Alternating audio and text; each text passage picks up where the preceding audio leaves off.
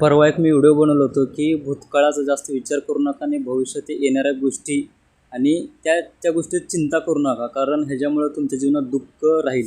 तर एक व्यक्ती आहेत, वडीलधाऱ्या माणसांसारखे मोठे व्यक्ती आहेत, त्यांचे मी आदर करतो. त्यांच्या दुःखामध्ये पण मी सहभागी आहे. त्यांनी म्हणतात की माझा मुलगा एक्सपायर झाला आहे, त्याचं दुःख काय करायचं. तर मी तुम्हाला फक्त सांगण्याचा उद्देश काय बघा, दुःख हे आहे, मला माहिती आहे की तुमचा मुलगा वारलेला आहे, एक्सपायर झालेला आहे, पण आपला मुलगा आपल्यासोबत आहे असं म्हणून जगा. आपला मुलगा आपल्याला बघत आहे असं म्हणून तुम्ही जगा. कारण ह्याच्यामुळं तुम्ही जर जास्त त्रास करत बसला, दुःख टेन्शन घेत बसला, तर ह्याच्यामुळं तुमच्या जीवनात दुःख राहील. तुम्ही पुढं जर तुम्हाला जीवन चांगलं जगायचं असेल तर हे तुम्हाला त्रास देत राहील, खात राहील. त्यामुळं आपला मुलगा माझ्यासोबत आहे, कोणी आपलं वारलं असेल तर ते आपल्याला बघत आहे हे म्हणून तुम्ही प्रेरणा घेत तुम्ही जगा. हे तुम्हाला मोटिवेशन मिळेल आणि मी तुम्हाला दुःखामध्ये सहभागी आहे, आदर करतो.